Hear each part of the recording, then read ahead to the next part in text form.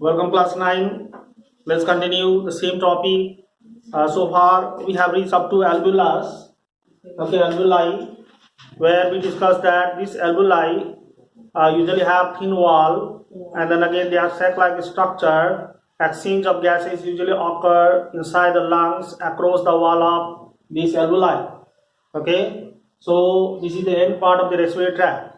So from here you can be asked about to arrange the different parts of respiratory tract in logical sequence. Like you may be given pharynx, you may be given larynx, trachea, okay, then again nasal chamber, then nostrils here and there. You need to arrange in a logical sequence. Okay, you can arrange it showing in which direction the air is inhaled, or you can arrange it in the direction in which air is exhaled. Like first nose, then comes nasal chamber, then comes pharynx, then comes larynx, then comes trachea, then comes bronchi, then comes bronchiole, then comes alveolar duct, then comes alveoli. Okay, so this is how you can arrange it. So this arrangement is also sometimes asked. Okay, then after that, now after this, we'll move on to the next topic, that is the lungs, which is the main respiratory organ of human body. Okay, of human body. So after this comes the lungs.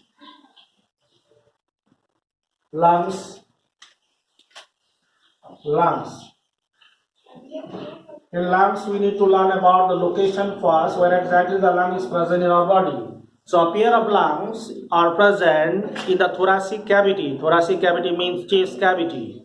Okay, just above the diaphragm, or rest on the wall of diaphragm.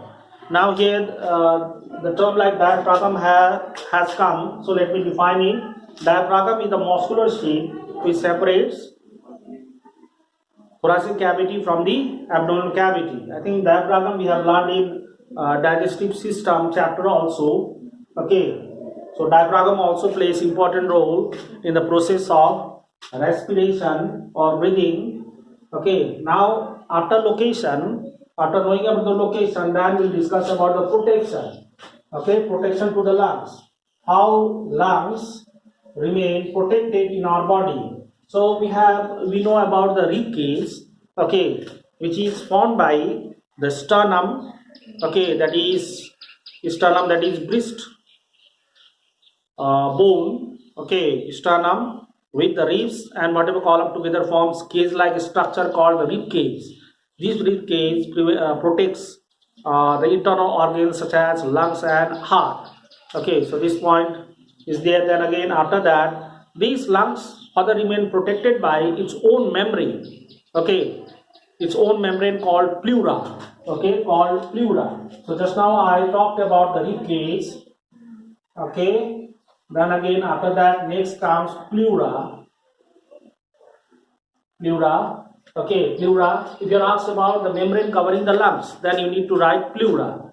Pleura is plural and the singular is pleurone. Pleurone is singular. Okay, pleurone is singular, pleura is plural. So the lungs remain protected by its own covering called pleura. Pleura consists of two walls. Okay, this is the lungs. Okay, if you magnify its outer membrane, then what we will find is that it consists of double-walled membrane. The outer membrane is called parietal pleurone, and the inner membrane is called visceral pleurone.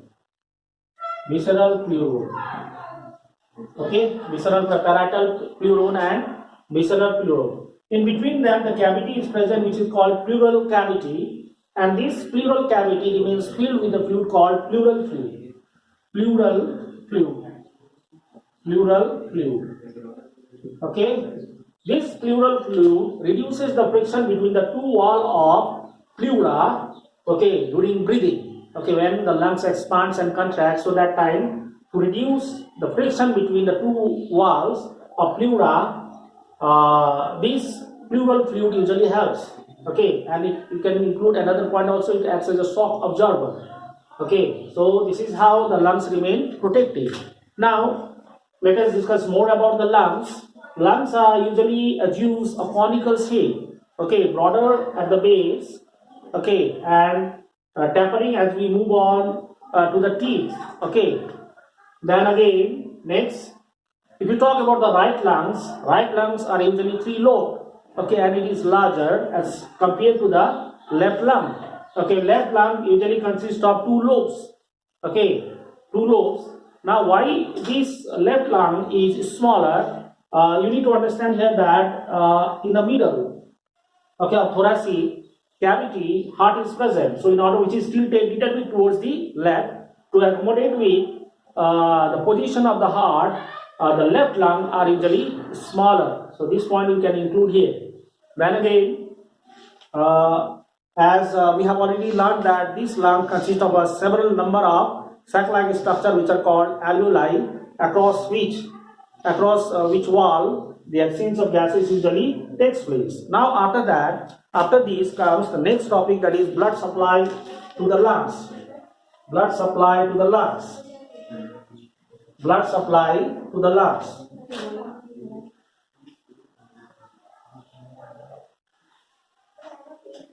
Blood supply to the lungs.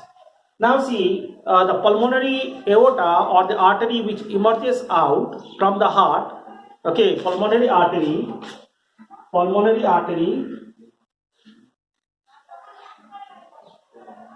okay, this pulmonary artery carries the deoxygenated blood or impure blood to the lungs for oxygenation, for adding the oxygen. Then after that, okay, this pulmonary artery when emerges out from the pulmonary aorta, it branches into two, and each branch enters into each of the lungs, and then it further branches to form blood capillaries, okay, and again surrounds each of the alveoli, and then again the oxygen is added to the blood present in this blood capillaries, and then again after that from these lungs, what happens is that two pulmonary veins arises from each of the lungs. Two pulmonary veins, okay, pulmonary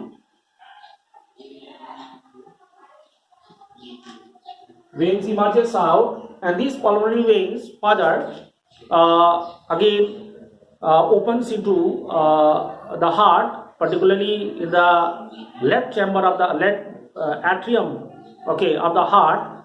Okay, so this is how the blood is purified by the lungs. Okay, first the impure blood is carried by the pulmonary artery, then it is purified, and then again it is brought back to the heart, and again heart pumps it, and again this pure blood with the oxygen, okay, is distributed throughout the body. Okay, so that's now we discuss about the blood supply to the lungs. Then after that we'll discuss that after, now see, through this respiratory tract the oxygen reaches the alveoli, okay, finally reaches the alveoli. Then in the alveoli the exchange of gases takes place, that is oxygen diffuses into the blood present in the blood capillaries, and then this blood, okay, carries the oxygen. Okay, how this blood carries the oxygen to different cells of the body, that we are going to discuss in the next video. Okay, in this video this much, student. Thank you.